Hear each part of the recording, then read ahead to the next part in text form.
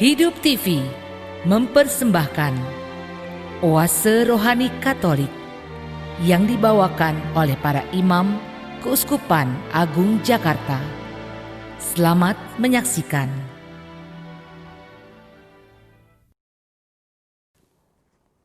Sahabat Oase Rohani Katolik yang terkasih, hari ini kita akan memulai renungan kita dan kita akan buka dengan tanda kemenangan Kristus. Dalam nama Bapa dan Putra dan Roh Kudus. Amin. Ya Tuhan, di tengah situasi yang tidak menguntungkan dan tidak nyaman ini, kami tetap ingin merawat iman kami, mendengarkan sabda-sabdamu, dan semoga sabda itu yang memberikan kekuatan, peneguhan, penghiburan di dalam menjalani hidup hari ini. Bersabdalah ya Tuhan, dan semoga telinga dan hati kami Kau buka lebar-lebar untuk memahami, untuk merenungkan, menghayati, dan melakukan kehendak-Mu demi Kristus Tuhan dan pengantara kami. Amin. Demi nama Bapa dan Putra dan Roh Kudus. Amin. Mari kita buka kitab suci kita dengarkan surat pertama Rasul Paulus kepada jemaat di Korintus. Saudara-saudariku terkasih, jauhilah penyembahan berhala. Aku berbicara kepada kalian sebagai orang-orang yang bijaksana. Pertimbangkanlah sendiri apa yang kukatakan. Bukankah piala syukur yang kita syukuri merupakan persekutuan dengan darah Kristus? Bukankah roti yang kita bagi-bagi merupakan persekutuan dengan tubuh Kristus? Karena roti itu hanya satu, maka kita ini sekalipun banyak merupakan satu tubuh, karena kita semua mendapat bagian dalam roti yang satu itu. Perhatikanlah bangsa Israel yang alami. Bukankah mereka yang makan apa yang dipersembahkan mendapat bagian dalam pelayanan mezbah? Apa yang kumaksudkan? Apakah daging persembahan berhala itu mempunyai arti? Ataukah berhala itu sendiri mempunyai arti? Bukan. Yang kumaksudkan ialah apa yang mereka persembahkan itu dipersembahkan kepada roh-roh jahat, bukan kepada Allah. Dan aku tidak mau kalian bersekutu dengan roh-roh jahat itu.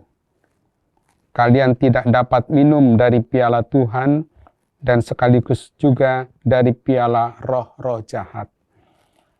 Kalian tidak dapat mengambil bagian dalam perjamuan Tuhan dan sekaligus juga dalam perjamuan roh-roh jahat. Atau maukah kita membangkitkan cemburu Tuhan? Demikianlah sabda Tuhan. Syukur kepada Allah. Mazmur tanggapan. Aku mempersembahkan kurban syukur kepadamu ya Tuhan. Aku mempersembahkan kurban syukur kepadamu ya Tuhan. Bagaimana akan kubalas kepada Tuhan segala kebaikannya kepadaku? Aku akan mengangkat piala keselamatan dan akan menyerukan nama Tuhan. Aku mempersembahkan kurban syukur kepadamu ya Tuhan. Aku akan mempersembahkan kurban syukur kepadamu dan akan menyerukan nama Tuhan. Aku akan membayar nasarku kepada Tuhan di depan seluruh umat-Nya. Aku mempersembahkan kurban syukur kepadamu ya Tuhan. Bait pengantar Injil. Haleluya, Haleluya. Orang yang mengasihi aku akan menaati sabdaku. Bapakku akan mengasihi dia, dan kami akan datang kepadanya. Haleluya. Inilah Injil Yesus Kristus menurut Santo Lukas. Dimuliakanlah Tuhan.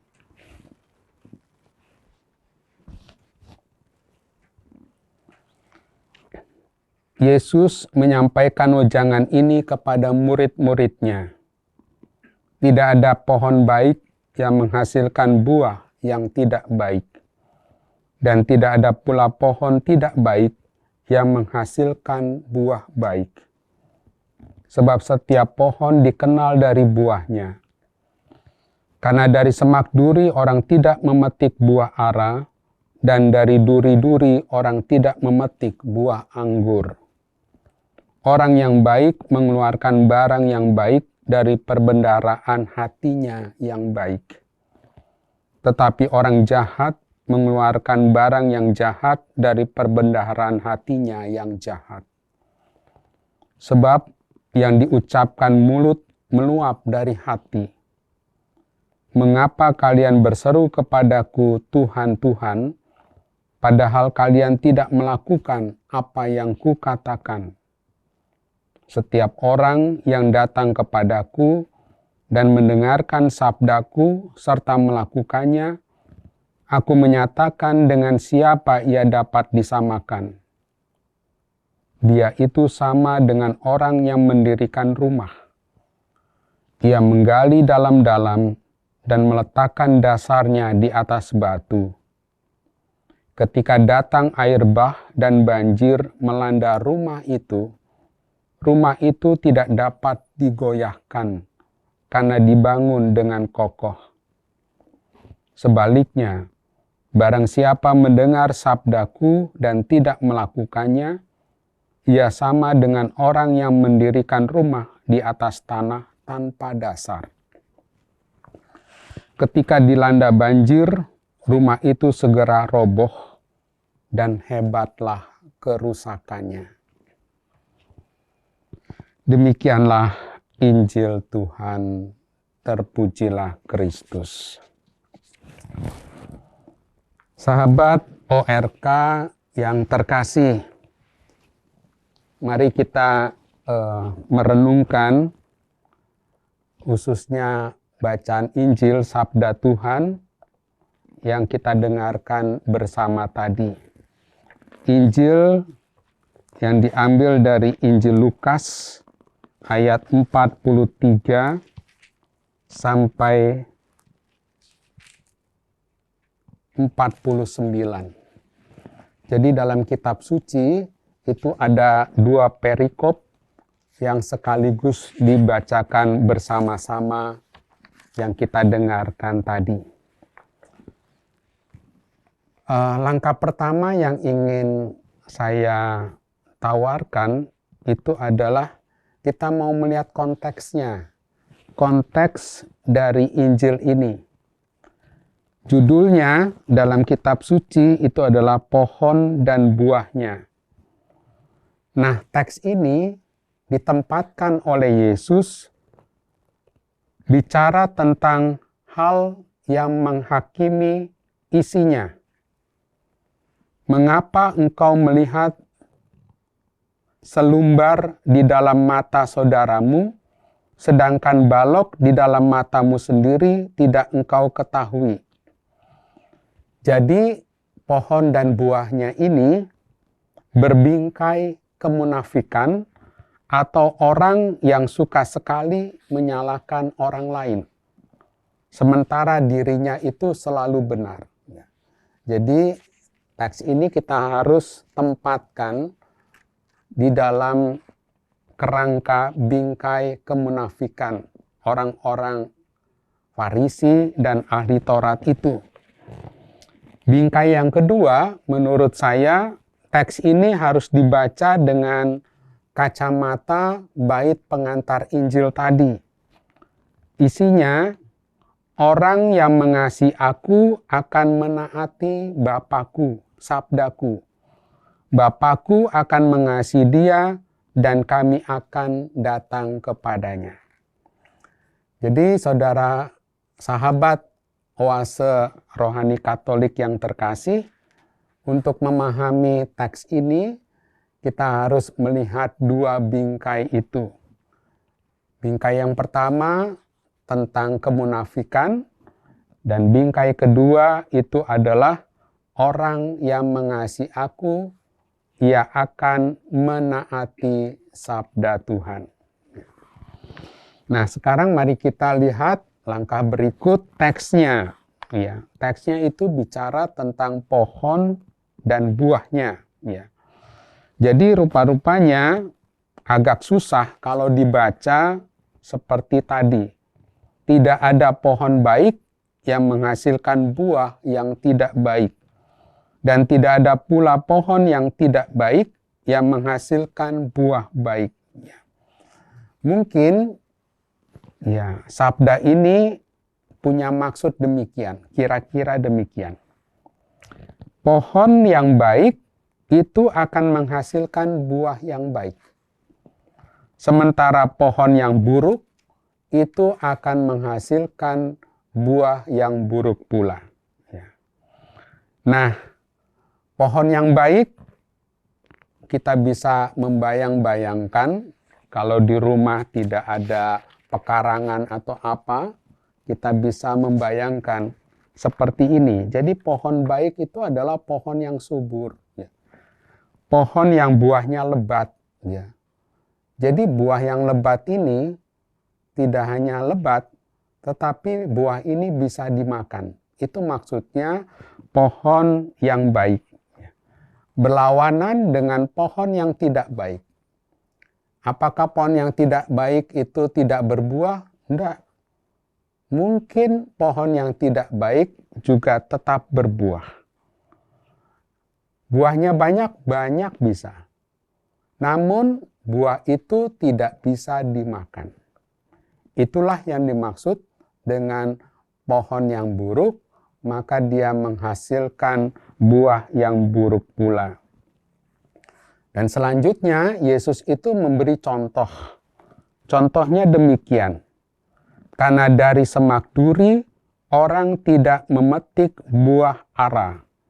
Dan dari duri-duri orang tidak memetik buah anggur. Dan selanjutnya orang yang baik itu mengeluarkan barang yang baik dari perbendaharaan hatinya yang baik.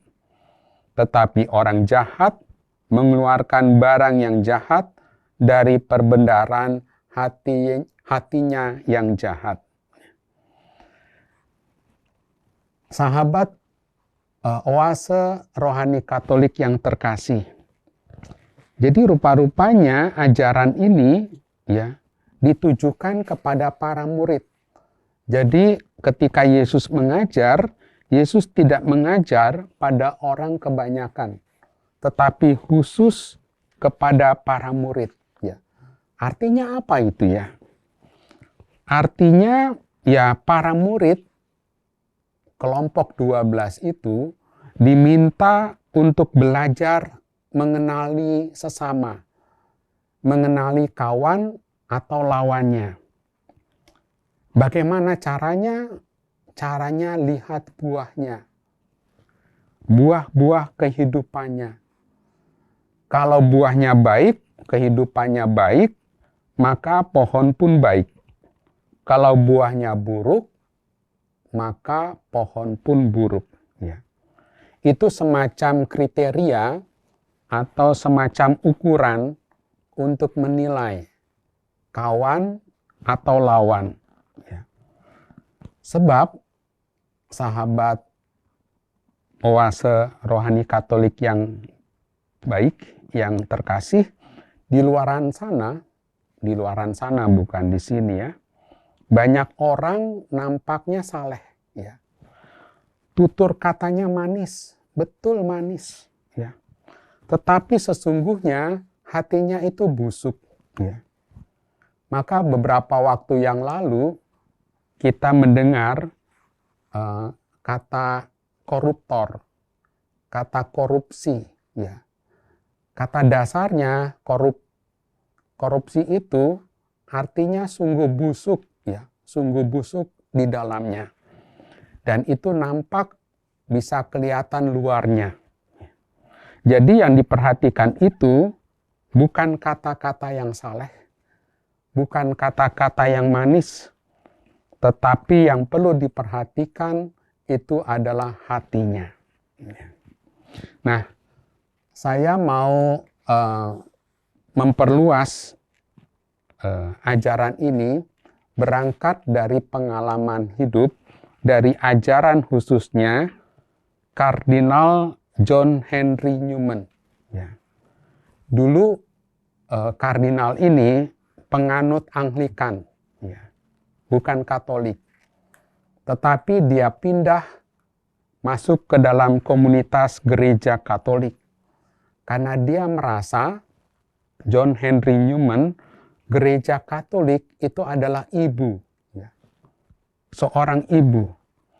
Maka ketika dia pindah, dia ditabiskan menjadi imam Katolik, dan selanjutnya dia diangkat menjadi kardinal oleh Paus Leo ke-13.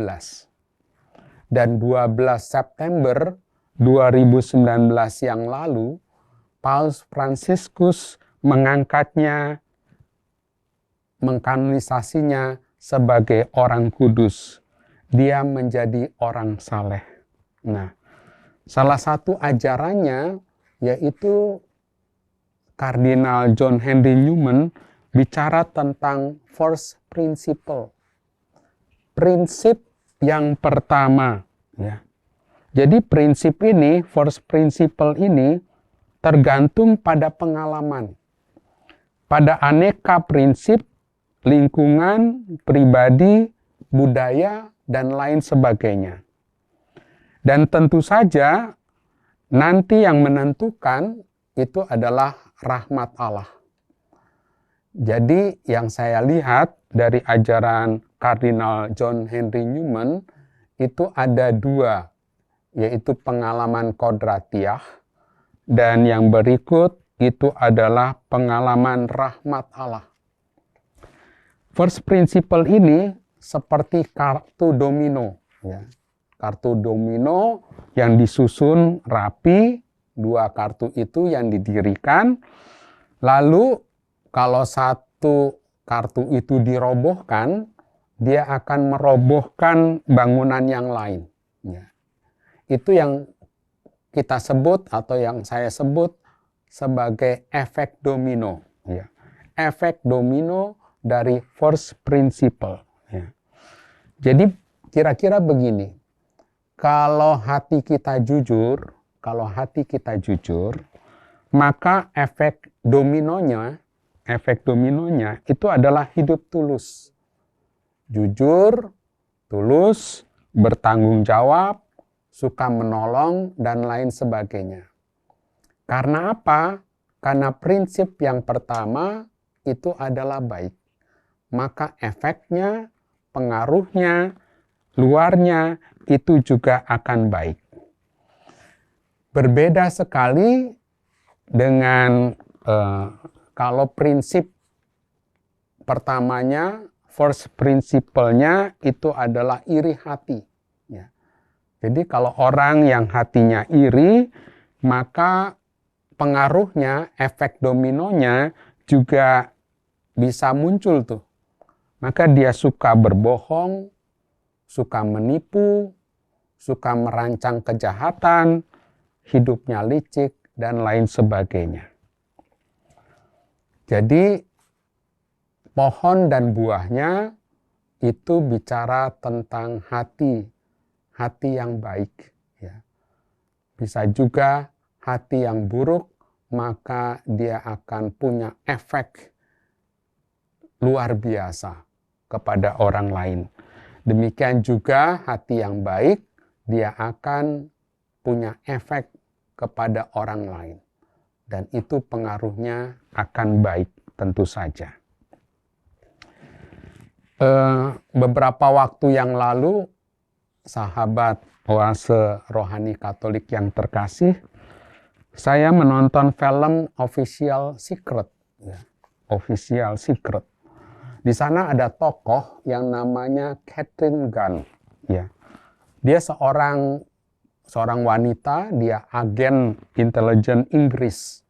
Nah, suatu kali dia itu membocorkan memo rahasia kepada pers untuk menggagalkan invasi militer sekutu ke negara Irak, ya.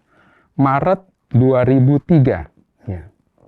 Invasi militer ini diduga karena Irak konon katanya memiliki senjata pemusnah massal, meskipun akhirnya juga tidak terbukti, ya. Ini kisah nyata, ya. Jadi maksud Katharine Gun itu, jika perang berlangsung, maka akan banyak orang yang menderita, ya. Maka dia berjuang. Salah satunya dia membocorkan memo rahasia kepada pers itu. Dan dalam film itu, dan juga kisah nyata ini, dia hampir saja dijatuhi hukuman penjara, ya, karena perbuatannya. Namun dia dibela oleh advokat yang luar biasa dan akhirnya dia menang. Dia tidak dijatuhi hukuman.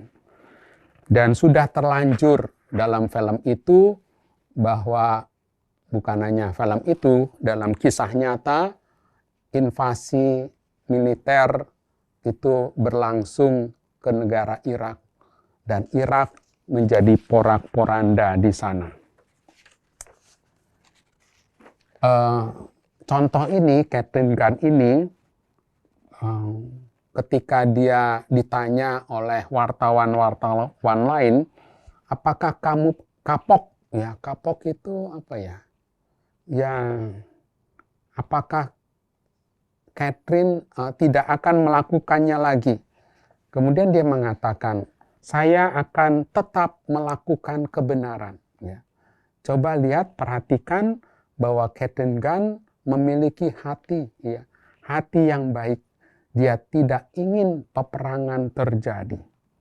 Itulah yang saya maksudkan dengan first principle. Orang yang memiliki hati yang baik, maka dia punya pengaruh efek dominonya pada orang lain. Berbeda sekali dengan first principle, prinsip yang tidak baik pada awal mulanya, maka efek dominonya pun juga luar biasa. Ya. Perang, menurut Katharine, selalu menimbulkan kehancuran, apalagi diawali dengan kong kali kong. Ya. Saya ingat juga Vatikan pada waktu itu menyerukan supaya tidak terjadi invasi militer. Tapi sekali lagi perang itu berlangsung. Para sahabat, oase rohani Katolik yang terkasih, maka para murid itu diajarkan untuk menilai, untuk melihat, ya. Juga para pemimpin di mana mereka berhadapan dengan ahli-ahli Taurat dan juga orang-orang Farisi. Ya. Dan sekarang kita juga bisa melihat pemimpin-pemimpin negeri ini, atau pemuka-pemuka agama di negeri ini, atau juga pemimpin-pemimpin dalam sebuah perusahaan.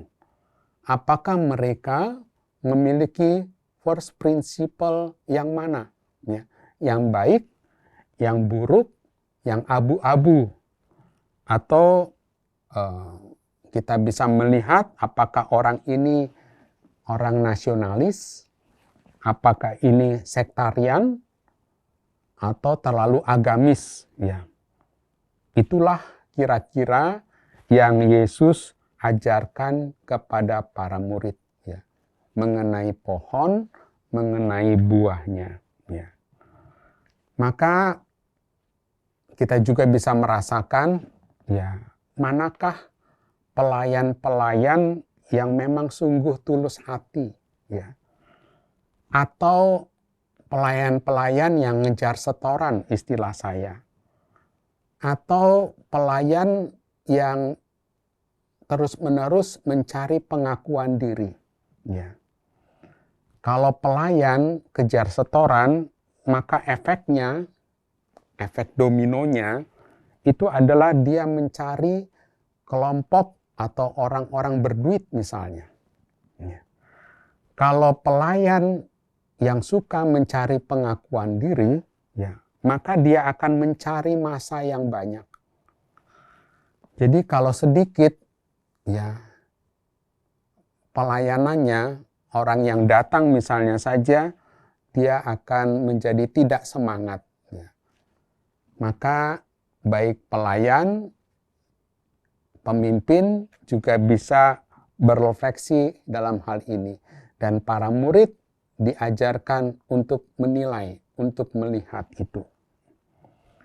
Nah, sekarang para sahabat oase rohani Katolik yang baik, yang terkasih, kira-kira secara kodratiah kita bisa mengusahakan hal itu, ya. Mengusahakan yang disebut oleh Kardinal John Henry Newman sebagai first principle, sebagai prinsip yang pertama. Ya. Beberapa waktu yang lalu saya membaca sebuah buku, ya. Buku yang ditulis oleh Dr. Yuda Turana. Ya. Dia adalah dekan Fakultas Kedokteran dan Ilmu Kesehatan Unika Atmajaya. Judul bukunya itu adalah Investasikan Otak Anda. Investasikan otak Anda. Buku ini sangat menarik, ya, menurut saya, karena bahasanya juga sederhana dan juga banyak contoh-contoh di sana. Saya memasukkan, ya, dalam renungan ini karena isinya itu baik, ya. Dan saya akan men-sharingkan sedikit saja mengenai buku ini, juga berkenaan dengan perikop yang diberi judul Pohon dan Buahnya Itu. Mari kita sejenak untuk, ya, beristirahat. Nanti ada sesi kedua yang akan saya lanjutkan. Hidup TV mempersembahkan Oase Rohani Katolik yang dibawakan oleh para imam Keuskupan Agung Jakarta. Selamat menyaksikan.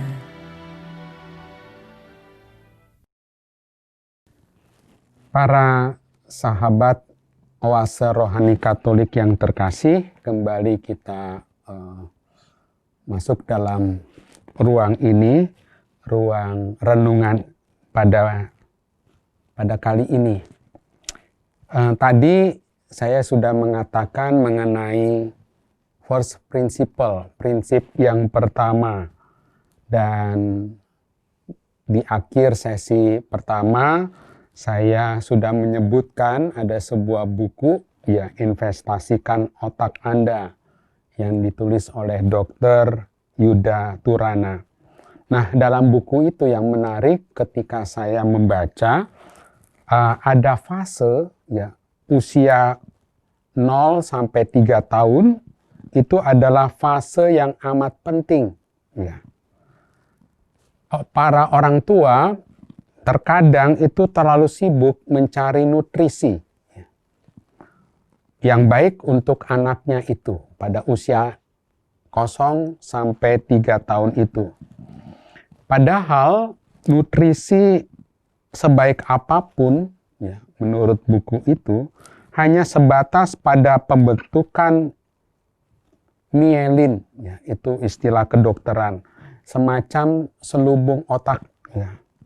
Sementara ada istilah lain juga namanya sinapsis, yaitu sambungan jejaring otak yang sangat menentukan kecerdasan otak, ya. Terjadi terutama karena stimulasi otak, stimulasi pendengaran, saat mendengar kata-kata halus, penuh kasih dari seorang ibu, dari seorang bapak, dari seorang saudara atau tetangga. Ada stimulasi penglihatan, ya. Saat melihat senyuman, keramah tamahan sang ibu, ya, atau keluarganya, ayah, saudara-saudarinya. Stimulasi sentuhan, ya, belayan kasih sayang sang ibu, dan itu semua terekam, ya. Terekam dan membentuk kepribadian sang anak di kemudian hari. Ya. Ini dari sistem otak yang kita miliki yang merupakan anugerah dari Tuhan.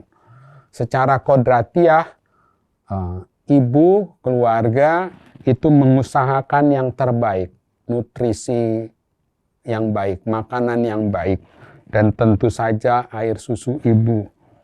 Nah, saat sang ibu itu menyusui bayinya dengan belayan, dengan nyanyian yang merdu, kita dapat membayangkan, ya, bukan hanya nutrisi yang memperkuat pembentukan mielin, tetapi juga stimulasi otak, ya, yang merangsang sinapsis sang anak fase 0 sampai 3 tahun. Ya.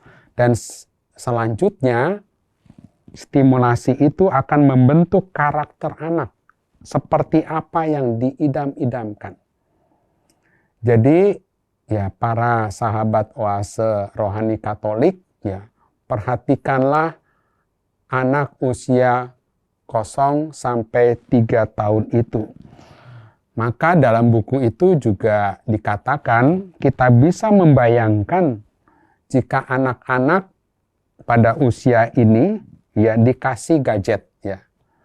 Jadi kan banyak orang tua dan juga, ya, mungkin juga saudara, supaya tidak repot, ya, ya sudah, kasih aja anak, ya, meskipun usianya masih belia seperti itu, dikasih mainan, ya, kasih gadget, kasih gawai, ya, supaya mereka main, ya, atau supaya mereka bisa menonton, ya.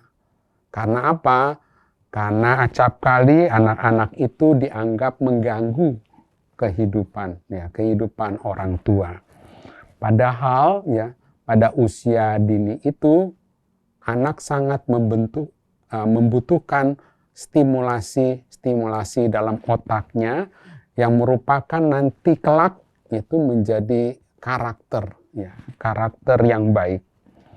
Bisa dibayangkan para sahabat oase rohani Katolik yang terkasih, kalau anak sudah diberi tontonan film Tom and Jerry, ya, Tom and Jerry, lucu film itu, tetapi, ya, banyak unsur kekerasan, kekonyolan, keisengan, ya.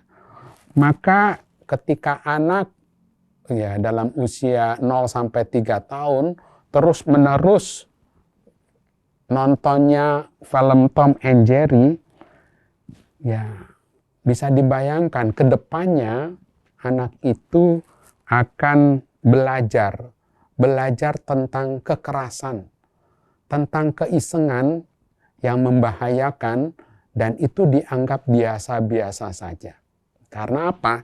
Karena dalam stimulasi otaknya ketika dia menonton film Tom and Jerry misalnya saja, dia terus-menerus otaknya terstimulasi itu.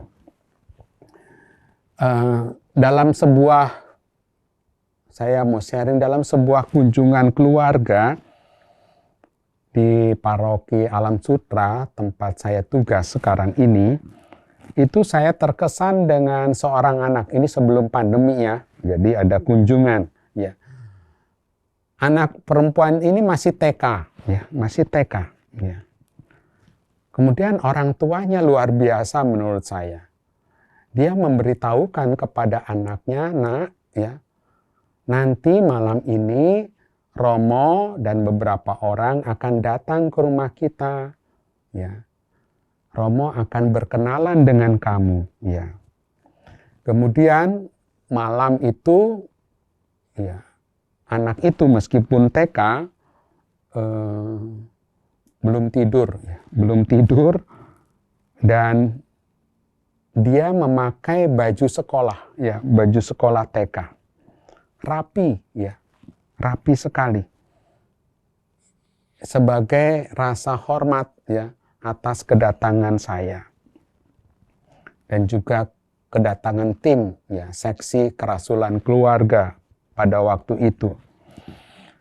Nah, menjelang pulang, ya, menjelang pulang setelah kunjungan, anak itu, anak perempuan itu mencari sesuatu, ya, yang ada di rumahnya. Jadi rupa-rupanya di rumah itu ada bekal, ya, bekal-bekal untuk mungkin mingguan atau bulanan dari anak itu untuk anak itu, ya, untuk dibawa ke sekolah, ya. Jadi apa yang terjadi? Dia menyiapkan, dia mengambil, ya, mengambil makanan-makanannya, makanan-makanan kecilnya yang harusnya dibawa ke sekolah, itu diberikan kepada saya, juga diberikan kepada ibu dan bapak yang menemani saya dalam kunjungan itu. Ya. Dan anak itu dengan gembira hati, ya, memberikan, ya, kepada saya dan ibu dan bapak yang menemani saya itu. Luar biasa anak ini. Dengan kegembiraan, dengan ketulusan, dia memberikan makanan-makanan kecilnya. Maka saya bisa membayangkan orang tua ini ketika pada usia 0 sampai 3 tahun itu tidak hanya diberi nutrisi karena dia di sekolah TK yang terkenal, tetapi juga stimulasi otaknya, ya, kebaikan-kebaikannya. Dan saya melihat bisa jadi orang tuanya mengajarkan anaknya sejak dini itu untuk berbagi. Dan itu dilakukan oleh anak itu. Berbeda sekali ketika, ya, beberapa kali juga saya menjumpai anak, ya, meskipun kecil, ya, meskipun usia 4-5 tahun, kan ada anak-anak yang nampak sekali itu egois gitu, ya. Misalnya saja dia punya mainan, ya, dia bawa mainan di gereja, kemudian ketemu dengan saya, lantas saya iseng aja sih, ya, iseng baik ini, bukan iseng jahat, iseng baik.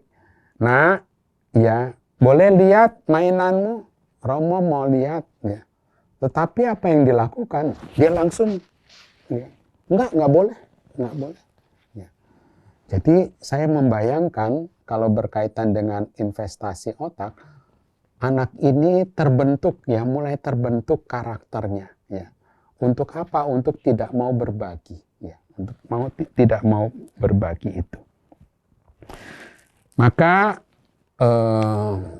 tidak hanya nutrisi, tetapi juga rahmat-rahmat yang perlu kita mohonkan kepada anak-anak pada usia itu, ya, fase 0 sampai 3 tahun. Karena fase ini sangat penting untuk menentukan karakter selanjutnya.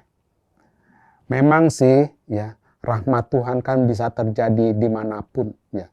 Tetapi secara kodratiah, secara manusiawi, secara neurologi, kita bisa mengusahakan, ya, stimulasi otak itu pada anak pada fase dini itu. Maka itu sebabnya kalau ada misalnya saja orang tua, ayah dan ibu datang kepada saya bertanya-tanya, ya, sepertinya ini saya seperti, ya, ahli kaum remaja. Padahal saya juga enggak. Kadang saya merasa saya merasa sudah jauh nih, ya. Gapnya sudah jauh antara saya dengan anak-anak remaja. Nah, orang tua itu bertanya kepada saya, ya, Romo, kok anak saya kok nakal ya? Ya, anak saya kok tidak menurut ya? Anak saya gimana begitu? Kemudian saya mengatakan, bagaimana anak-anak ini di dalam rahimnya, ya? Apakah nutrisinya cukup, ya? Dan bagaimana selanjutnya? Saya bertanya, bagaimana fase umur 0 sampai 3 tahun itu, ya? Ayah dan ibu, bapak dan ibu itu buat apa, ya, pada fase ini, ya? Kalau anak ini nakal, kadang iseng lagi sih, iseng baik sih. Saya bertanya, kalau anak seperti ini kira-kira anak ibu bapak ikut siapa nih? Ikut karakter ayahnya atau ikut karakter ibunya? Dan biasanya mereka akan tertawa. Oh, Romo jangan begitu Romo. Tolong Romo, anak saya kok seperti ini. Ya. Kemudian saya mengatakan, ya, bagaimana dengan sentuhan-sentuhan kasih sayang untuk anak ini, khususnya pada fase 0 sampai 3 tahun itu. Apakah anak ini merasa cukup, ya, mendapatkan kasih sayang, sentuhan kasih sayang, ya? Atau selama ini anak ini mendengar kata-kata kasar, ya, ya. Biasanya juga saya akan bertanya kepada ayah dan ibu itu, bagaimana relasi ibu dan bapak, ya? Apakah baik ataukah tidak baik, ya? Kalau berselisih pastilah berselisih dalam kehidupan berkeluarga. Tetapi apakah anak khususnya pada fase 3 sampai 3 tahun itu anak mendengar perselisihan ayah dan ibu, ya? Bisa jadi banyak orang tua, para sahabat oase rohani Katolik yang terkasih, menganggap usia seperti itu tidak tahu apa-apa. Tidak para sahabat. Mereka merekam, ya. Mereka merekam apa yang mereka lihat, apa yang mereka rasakan, ya, khususnya di dalam perasaan sang ibu, ya. Kalau saya katakan sang ibu, karena saya percaya bahwa anak di dalam kandungan selama 9 tahun misalnya, 9 bulan, 9 bulan, dia kan selalu menempel, ya, menempel pada tubuh sang ibu, ya. Jadi yang dirasakan oleh sang ibu itu juga bisa dirasakan oleh sang anak. Jadi jangan pernah mengira usia 1 tahun, 2 tahun, 3 tahun, anak itu tidak merasakan apa-apa, tidak merekam apapun. Saya mengatakan, khususnya ketika membaca buku Investasikan Otak Anda, Dr. Yuda Turana mengatakan, justru di saat itulah saat yang sangat penting. Fase yang membentuk karakter seorang anak. Ya. Dan bersyukurlah kalau mungkin ada anak ya dididik, dibesarkan dalam keluarga yang tidak baik, yang broken home, tapi dia tetap menjadi anak yang baik. Itu artinya apa? Itu artinya rahmat Allah. Saya percaya dengan rahmat Allah. Rahmat Allah yang turun, yang bekerja di dalam diri anak itu. Sehingga menjadi anak-anak Tuhan yang baik. Karakternya itu sesuai dengan pengikut Tuhan. Maka para sahabat oase rohani yang terkasih, kembali kepada teks yang kita miliki, ya. Yesus itu mengajarkan kepada para muridnya untuk dalam tanda petik menilai, ya.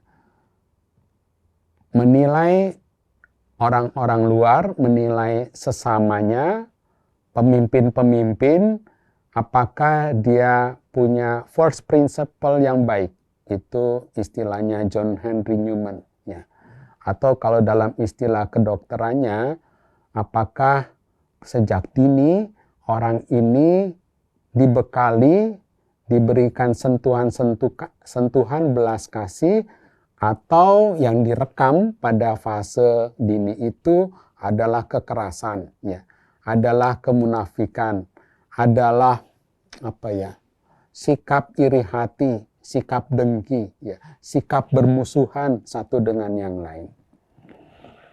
Nah, kalau kita perhatikan ahli Taurat dan orang Farisi itu kan semacam apa? Semacam partai, ya, semacam partai yang mereka masuki, ya.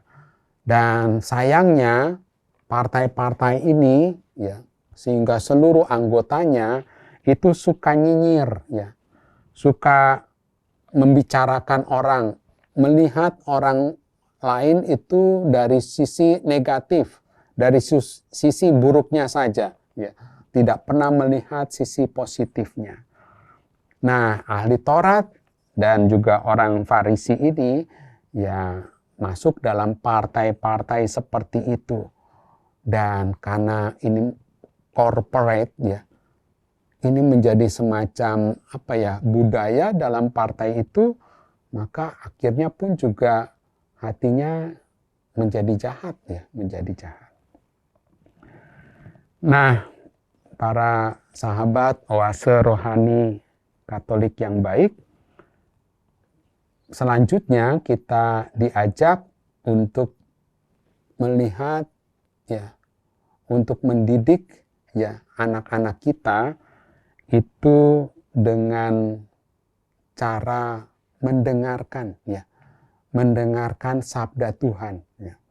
Jadi adalah baik, ya, jika pada usia dini itu, fase itu, selalu saja sabda Tuhan diperdengarkan, ya. Saya senang, ya, saya senang kalau ada orang tua, ayah dan ibu yang masih keluarga baru, punya anak, punya buah cinta, itu sebelum tidur atau pada pagi hari, ya, anak-anak itu sudah dibacakan, ya, sudah dibacakan sabda-sabda Tuhan, ya. Kita kan sekarang ini punya banyak media, ya, punya juga banyak buku yang bicara tentang bacaan-bacaan harian. Itu bisa dipakai, bisa dibacakan kepada anak-anak kita itu. Untuk apa? Untuk membentuk karakter, ya, agar stimulasi di dalam otak kita, agar rahmat Tuhan itu bekerja, ya, di dalam pikiran dan juga hati kita. Itu sebabnya kita masuk ke dalam kerangka kedua, kepada bingkai yang kedua yang saya bacakan tadi dalam bait pengantar Injil, ya. Orang yang mengasihi Bapa, dia akan taat pada sabda Tuhan, ya. Dan ini yang menjadi dasar, ya, kerangka kita. Itu sebab selanjutnya Yesus bicara tentang dua macam dasar, ya. Dua macam dasar di dalam hidup kita. Yesus bicara tentang, ya, membangun rumah, ya. Rumah yang dibangun dengan dasar kokoh, atau dalam Injil lain itu adalah rumah yang dibangun dengan dasar pasir, ya. Rumah yang dibangun dengan batu, ya, dengan batu karang. Mana yang lebih kuat? Ketika ada hantaman-hantaman, pasti yang didirikan dengan batu karang. Berbeda dengan pasir. Nah, kalau dalam Injil Lukas, itu adalah rumah yang punya dasar, ya. Jadi digali dulu, baru didirikan rumah. Berbeda dengan rumah yang hanya ya udah langsung nempel aja dengan tanah. Kalau seperti itu, kalau ada, ya, badai, ya udah hancur berantakan. Kalau ada, ya, topan dalam arti nilai-nilai kehidupan yang buruk, tentu saja orang itu akan ambruk. Berbeda kalau orang yang punya dasar yang kokoh dan itu dimulai, kalau saya refleksikan dari buku itu, dari fase dini itu, orang akan kuat pun dari godaan-godaan kehidupan yang memang tidak ringan ini. Maka dikatakan, barang siapa mendengar perkataanku tetapi tidak melakukannya, ia sama dengan seorang yang mendirikan rumah di atas tanah tanpa dasar. Ketika banjir melanda, rumah itu segera rubuh dan hebatlah kerusakannya. Berbeda dengan orang yang menggali dalam-dalam dan meletakkan dasarnya di atas batu. Ketika datang air bah dan banjir melanda rumah itu tidak dapat digoyahkan karena rumah itu kokoh dibangunnya. Kemarin beberapa waktu yang lalu dalam acara adorasi ada sebuah gereja yang mengalami kebakaran. Dibakar atau kebakaran, ya. Dan yang menarik itu adalah benda-benda suci, ya, hosti, piala itu tetap utuh, tidak terbakar, ya. Bahkan ada buku Mada Bakti, kitab suci itu tidak terbakar, ya. Bagi saya fenomena ini mau memberikan tanda, ya. Orang kalau punya dasar yang kokoh, firman Tuhan, ya, maka badai apapun dia tetap akan berdiri dengan kokoh, ya. Dia tetap akan menjalankan prinsipnya. Nah, para sahabat oase rohani Katolik yang terkasih, hari ini kita diajak untuk merefleksikan sesungguhnya. Refleksinya itu adalah ini, ya. Sudahkah para sahabat oase rohani Katolik yang terkasih memiliki ayat, ya, memiliki ayat, ya. Kalau saya bertanya dalam penyelidikan kanonik pada calon-calon pengantin, satu pertanyaan yang saya ajukan itu adalah, adakah ayat emas, adakah sabda Tuhan yang kalian pegang selama ini, ya. Karena bagi saya itu penting, ya. Kalau calon pengantin menjawab tidak ada Romo atau tidak suka membaca kitab suci, ya dalam berkas penyelidikan kanonik itu saya memberi catatan khusus kepada calon ini. Mengapa? Karena saya merasa, ya, ketika kita memiliki ayat emas, ya, atau kata-kata bijak, ya, dari orang-orang terkenal misalnya saja, itu juga bisa membantu. Tetapi saya menganjurkan untuk memiliki ayat emas, pegangan, ya. Kalau orang bertanya pada saya, Romo punya ayat emas apa? Maka saya akan menjawab, ayat emas saya, dan itu menjadi moto imamat saya. Saya ambil dari Injil Lukas bab 1 ayat 28. Aku ini hamba Tuhan, terjadilah padaku menurut perkataanmu. Dan itu saya pegang betul-betul. Jadi kalau ada tawaran-tawaran duniawi, maka saya pegang ayat ini. Menjadi pedoman, menjadi pegangan saya, ya, untuk menjalani hidup imamat saya. Dan selanjutnya itu adalah kalau kita memiliki ayat emas itu, apakah sabda itu punya efek di dalam hidup kita? Ada nggak sih efeknya, pengaruhnya di dalam hidup? Kalau ada, bersyukurlah. Kalau tidak ada, mungkin saat kita semua mendengarkan, ya, renungan ini, kita diajak, ya, pengaruhnya ada atau tidak. Yang berikut itu adalah sebuah refleksi, ya. Kalau memang belum, ya, tidak punya ayat emas, tidak ada kata-kata bijak, mungkin betul apa yang dikatakan Tuhan Yesus pada hari ini. itu berarti kita tidak punya dasar yang kokoh di dalam menjalani hidup ini. Jika demikian, saya percaya kita siap akan roboh bila mana kita digempur kanan dan kiri, atas dan bawah. Para sahabat Oase Rohani Katolik, silakan merenungkan. Mudah-mudahan pembahasan teks perikop Lukas bab 6 ayat 43 sampai 49 ini berguna untuk kehidupan rohani kita. Dan sekarang mari kita akan tutup dengan doa. Demi nama Bapa, Putra, dan Roh Kudus. Amin. Tuhan yang Maha Baik, Engkau senantiasa menawarkan rahmat-Mu. Engkau senantiasa memperdengarkan sabda-sabda-Mu dalam kitab suci. Bantulah kami untuk membuka pintu hati, pikiran kami lebar-lebar, untuk mengamini, untuk menerima sabda-sabda-Mu sebagai pedoman, sebagai pegangan hidup kami.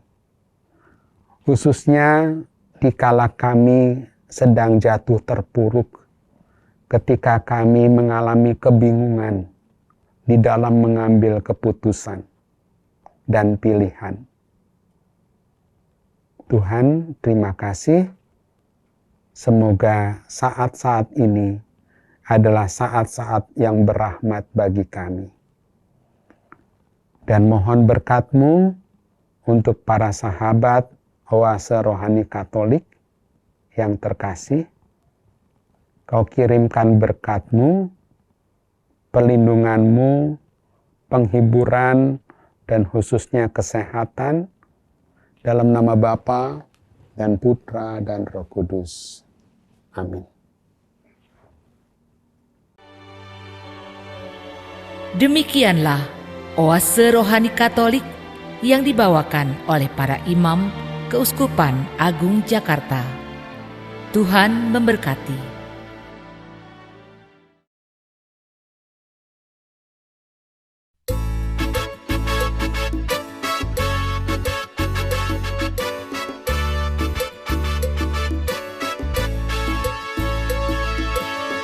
Kami menyanyi lagunya asli.